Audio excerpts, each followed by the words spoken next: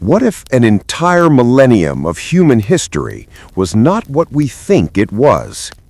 What if the story we have been told, the collapse of Rome, the rise of chaos, the long unbroken silence, was only one version of the truth? Tonight we travel across time, across forgotten libraries, across forbidden manuscripts, and into the heart of a mystery that shaped the modern world. This is not simply a history lesson. It is a journey into the unknown, into 1,000 years wrapped in shadows, where the difference between truth and myth dissolves. And it begins in the year 476, when the Western Roman Empire supposedly came crashing down. Imagine you are living in the ancient world. Roads stretch across thousands of miles.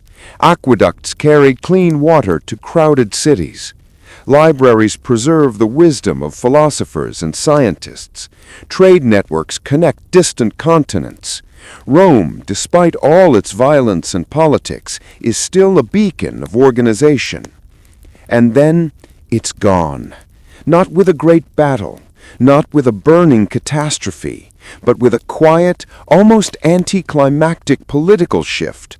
A teenage emperor removed, a barbarian king taking his place, and the world changes forever. Or so we are told. But what if Rome didn't fall overnight? What if the collapse was exaggerated centuries later? What if the people who shaped our timeline wanted it to look like a fall, so their rise would appear miraculous? Because immediately after this so-called collapse, something strange happens. Europe becomes quiet, too quiet. While the Islamic world enters its golden age, producing algebra, hospitals, astronomy, and libraries holding hundreds of thousands of books, while China advances printing, navigation, and metallurgy, while India refines mathematics and medicine, Europe seems frozen. No major inventions, no large architectural achievements, very few written documents. Entire decades where historians have almost nothing. It's as if the continent went into hibernation. But civilizations don't simply stop. Silence this large is rarely natural. The truth is, after Rome's administrative structure faded, a new power filled the void. Not a king, not an empire, but an institution, the Church. It became the guardian of knowledge, the interpreter of the past, and eventually the architect of Europe's future. And with that power came something even greater, the ability to decide what humanity remembers and what humanity forgets. Monasteries became the only centers of literacy. Inside stone walls lit by flickering candles, monks copied books by hand. For centuries, the fate of human knowledge rested literally in their ink-stained fingers. But copying is not neutral. When you decide what gets copied, you also decide what survives and what disappears. Entire libraries vanished during raids and fires, but other works simply stopped being reproduced. Which is more dangerous, a book burned once, or a book quietly never copied again? As Europe moved into deeper darkness, another mystery emerged, the dating of history itself. In the 20th century, a theory known as the phantom time hypothesis suggested something shocking, that nearly 300 years of the Middle Ages might never have happened at all. Invented, fabricated, added to the timeline by powerful rulers and church authorities. Why? Political legitimacy, religious symbolism, the desire to stand at the threshold of a symbolic year, 1000 AD. But whether or not this theory is true, it raises a haunting question. How do we know our timeline is accurate? Who created the calendar we use? Who adjusted it? Who benefited from those adjustments? All of these mysteries lead us to a hidden place beneath the surface of Europe, a labyrinth of knowledge sealed off from the world, protected for centuries. 60 miles of shelving, thousands of locked rooms, a collection so secret it has its own myths. The Vatican Secret Archives. Inside are documents no historian can freely browse, no student can simply request. The only way inside is to already know exactly what you want. An impossible rule, because no one knows what is truly there. Hidden letters from emperors, ancient maps predating European voyages, early versions of the Bible, records of suppressed scientists, documents that could rewrite entire chapters of world history. The Church claims the archives protect truth, but secrecy always invites suspicion. What if the secrets inside are not about protecting faith, but protecting power? Power doesn't always show itself through armies or wealth. Sometimes the greatest power is control over memory. Whoever controls the past controls the present. They shape culture, identity, morality, and belief. And for 1,000 years, the Church shaped the past through more than manuscripts. It shaped it through censorship. From the 16th century onward, the Index of Forbidden Books listed works banned for ordinary people. Many were philosophical, scientific, or historical. Some challenged church doctrine. Others simply presented alternative versions of early Christian history. Some books disappeared forever. Some survived only in fragments. Some remain hidden. Imagine how different the world might be if all voices, approved or not, had survived.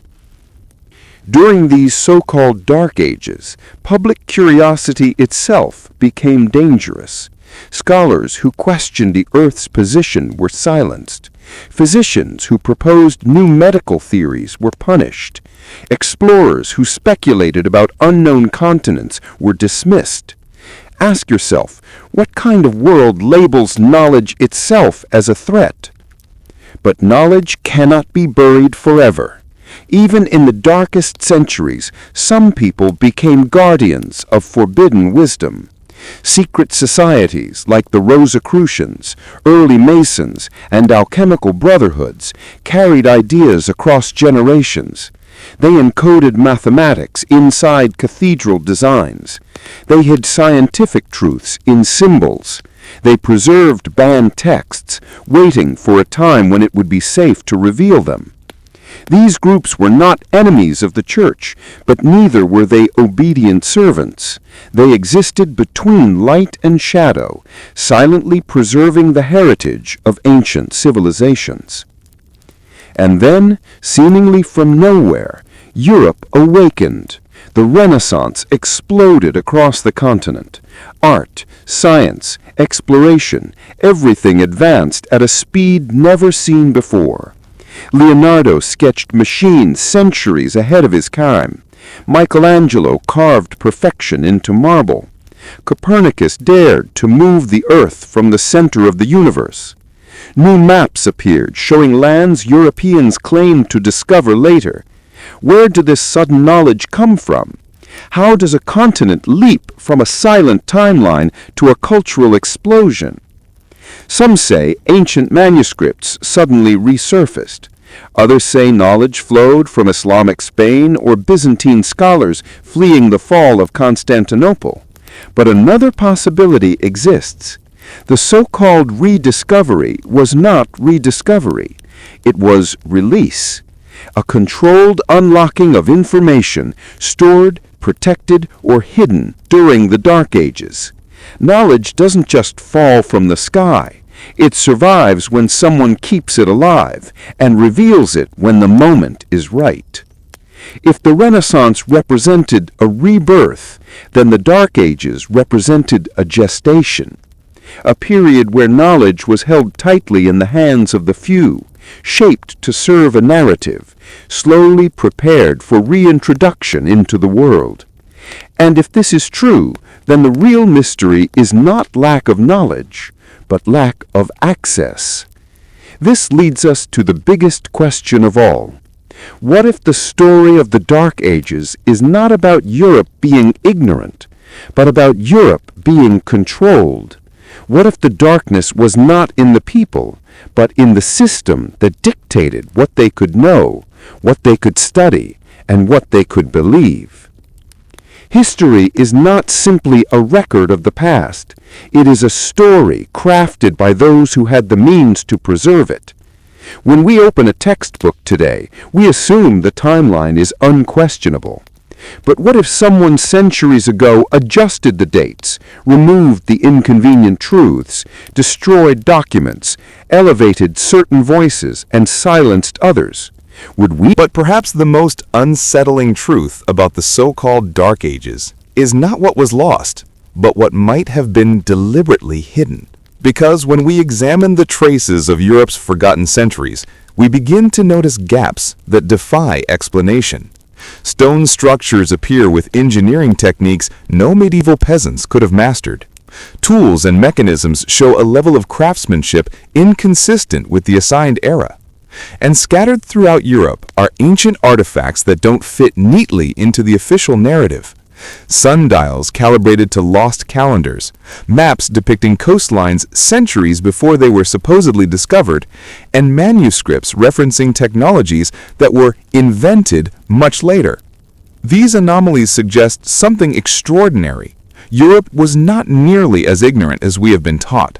The knowledge existed, but perhaps only in the hands of a select few. Imagine a world where knowledge is treated like a dangerous chemical. Too much in the hands of ordinary people could spark disobedience. Too much in the hands of rival kingdoms could destabilize power, and too much written down could contradict the story that elites wanted to preserve. So knowledge becomes a controlled substance, shared only through whispers, passed down through secret networks, encoded in architecture, symbols, and rituals. The medieval cathedral, massive, stunning, mathematically perfect, stands as living proof.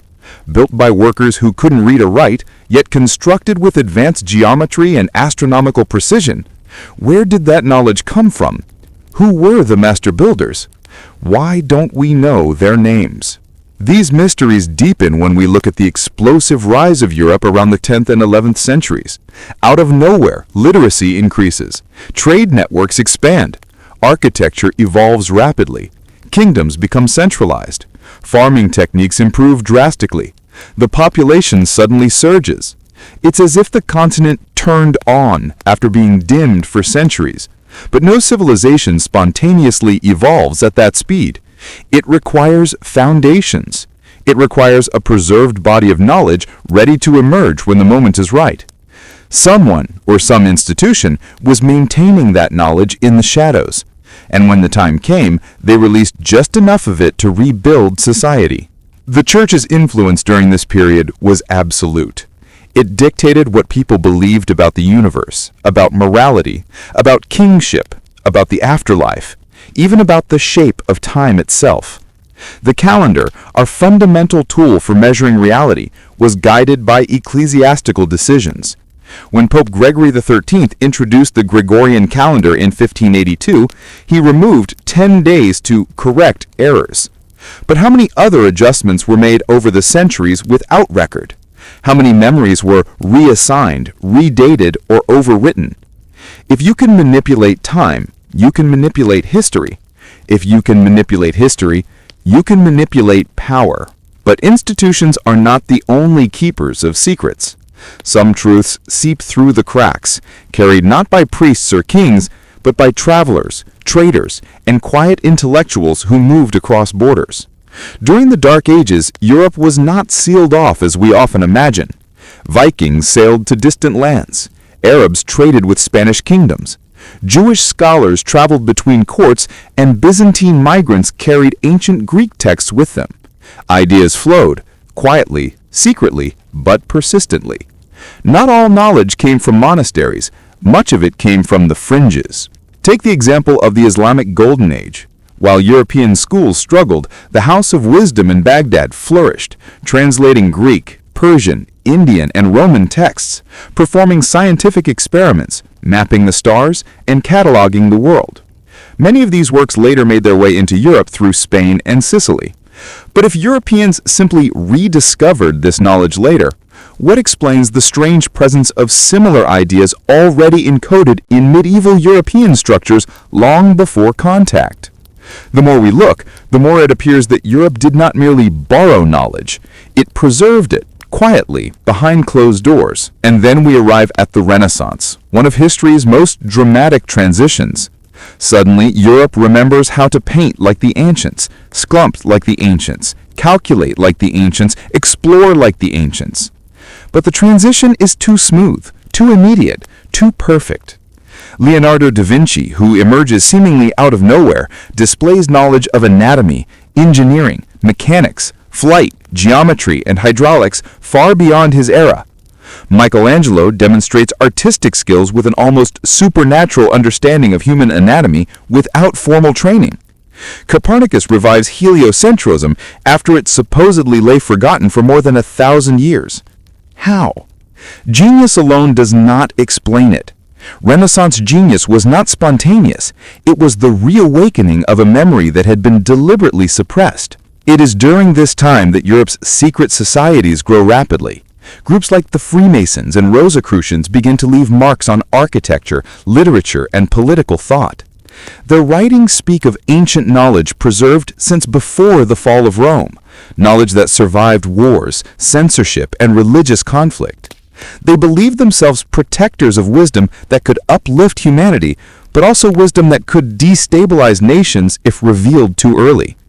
Whether myth or reality, their influence on early modern Europe cannot be denied. These societies helped shape scientific inquiry, art, engineering, and political revolutions, and they did so while drawing from a history older than anything found in medieval textbooks. But the deeper we venture into Europe's hidden millennium, the more one truth becomes clear. The story we are told is incomplete, not false, but filtered, not invented, but curated. Like a tapestry with missing threads, leaving shapes visible but outlines distorted. The Dark Ages were not a 1,000-year void. They were a 1,000-year edit, a 1,000-year rearrangement of memory, a 1,000-year struggle between knowledge and control. Consider the legends of lost manuscripts, the works of ancient scientists like Hypatia, whose writings were destroyed, the books of the Alexandrian Library, the suppressed early Christian Gospels that offer radically different interpretations of Jesus, and the pre-Columbian maps that show continents long before their supposed discovery. These are not merely curiosities, they are clues. Clues that the timeline we rely on is stitched together from fragments chosen by powerful hands. What if the Dark Ages were not dark at all? What if they were full of knowledge, invention, philosophy, and exploration, but preserved only in pockets, hidden from public view, or constrained within isolated communities? What if the greatest error in our understanding of history is assuming that progress is linear? Perhaps it is cyclical. Knowledge rises and falls, expands and contracts, depending on who has access to it and who decides when to release it. And now we reach the heart of the mystery. If the Dark Ages sheltered hidden knowledge, who were its guardians? Not kings, they were too busy fighting. Not peasants, they had no access. Not wandering scholars, they lacked safety. The guardians were those who controlled writing, copying, education, and interpretation. The clergy, the monks, the scribes, but also the rebels, the quiet thinkers who defied authority, the travelers who carried forbidden ideas, the architects who embedded mathematics in stone, the map makers who charted lands no one else believed existed. The Dark Ages were not a time of universal ignorance. They were a time of unequal knowledge. Some knew everything, most knew nothing. A small group held the keys to humanity's memory, and over centuries, they decided which doors to open and which to seal. And when the Renaissance dawned, they opened just enough doors to transform Europe, but not all of them. Many remain locked even today. hidden in private collections, sealed in archives, or buried under centuries of dust. So the mystery remains. What truly happened in Europe's missing millennium? How many discoveries were made but never recorded? How many inventions were built but destroyed? And how many truths were written but erased? And how many centuries were quietly reshaped to fit a narrative that benefited those in power? The Dark Ages may end up being the most misunderstood era in human history, not because nothing happened, but because too much happened that we were never allowed to see. But to understand the true depth of this mystery, we must look not only at the stories that survived, but the ones that vanished. History is full of silences, moments where entire cultures, technologies, or ideas disappear without explanation. Take the ancient Celts, whose sophisticated metallurgical skills once rivaled Rome's. Their written knowledge is almost entirely gone, replaced by Roman accounts that paint them as savages. Or consider the Picts of Scotland, a people whose symbolic language remains undecoded, their identity swallowed by conquest and assimilation. These gaps are not accidents. They are reminders that history favors the victorious, not the truthful. We also find strange consistencies across civilizations that supposedly had no contact during the Dark Ages. Architectural similarities between European cathedrals and Middle Eastern mosques. Astronomical alignment in structures built in England, Germany, and North Africa. Map-making techniques used by Mediterranean sailors that resemble methods developed in China. How did such connections form during an age of supposed isolation and ignorance? Either Europe was far more interconnected than we believe, or knowledge traveled through hidden networks that operated independently of kingdoms and churches. Some suggest travelers like the Vikings played a pivotal role. Far from being mindless raiders, the Vikings were expert navigators who reached North America centuries before Columbus. They interacted with the Islamic world, traded with Byzantium, and carried stories, technologies, and ideas across continents. Their journeys could have seeded Europe with knowledge long before the Renaissance made it visible. But the traditional narrative reduces them to barbarians. Why? Perhaps because acknowledging their intellectual contributions would challenge the image of a Europe plunged into darkness. Another overlooked group is the Jewish diaspora.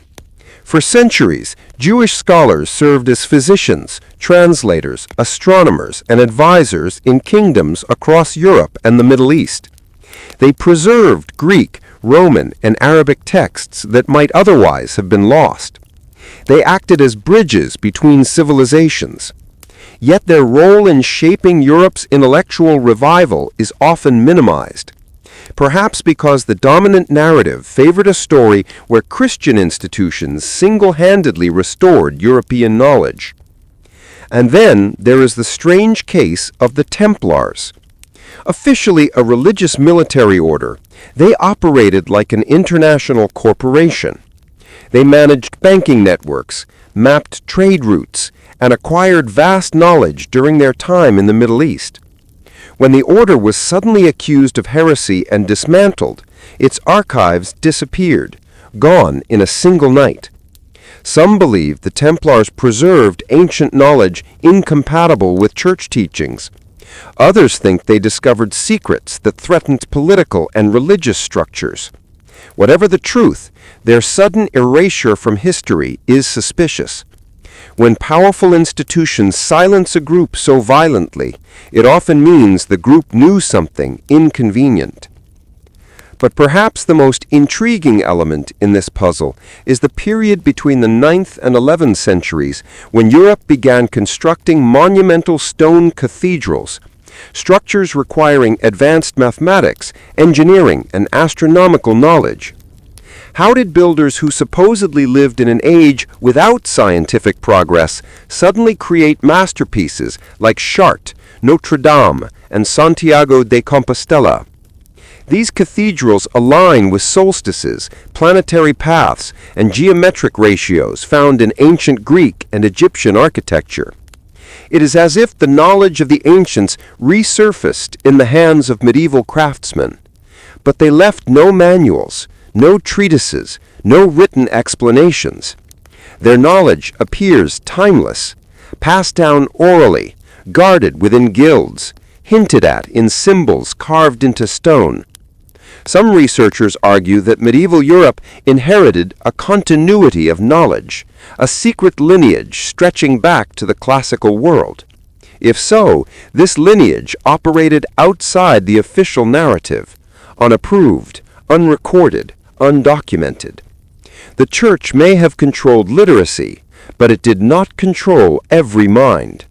Shadow networks of artisans, philosophers, navigators, and travelers may have preserved knowledge during the darkest centuries, knowledge that re-emerged disguised as divine inspiration or miraculous rediscovery. As we approach the final centuries of the Middle Ages, something remarkable happens. Europe becomes curious again. Trade routes reopen, universities form, philosophers debate, scientific experimentation returns. But this revival doesn't feel like a civilization learning from scratch. It feels like a civilization remembering, like someone lifting a veil.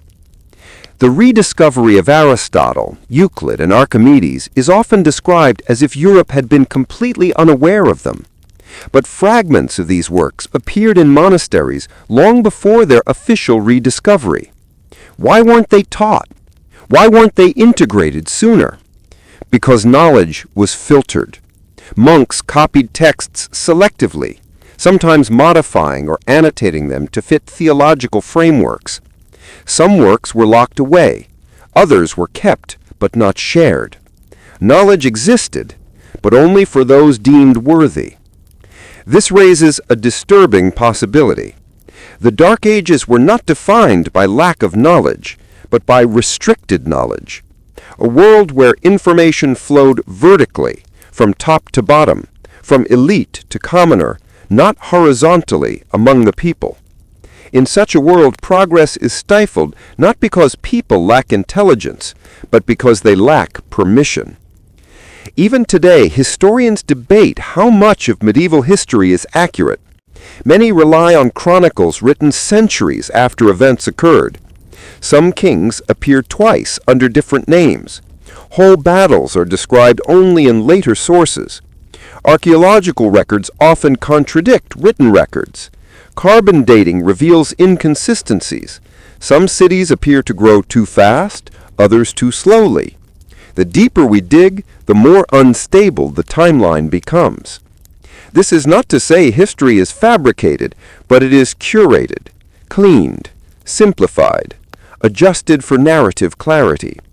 When scribes copied older manuscripts, they sometimes corrected what they perceived as errors. Sometimes they added commentary that later scribes mistook as original text. Sometimes they redated events to fit theological models. Over centuries, these tiny adjustments accumulate, shaping an entire worldview. Which brings us to a final unsettling truth. The story of the Dark Ages tells us more about those who wrote it than those who lived through it. The church, the monarchy, the nobility, all had reasons to portray the past in certain ways. A darker past makes a controlling institution appear like a savior. A chaotic past justifies strict authority. A silent past obscures inconvenient truths. Perhaps the real darkness was not in the people, but in the narrative imposed upon them. And so we stand here today, peering into a millennium shrouded in partial truths and missing pieces. A time where knowledge flickered in hidden corners. A time where powerful institutions guarded history like treasure. A time not of ignorance, but of secrecy. The Dark Ages were perhaps not dark because they lacked light, but because the light was kept out of reach.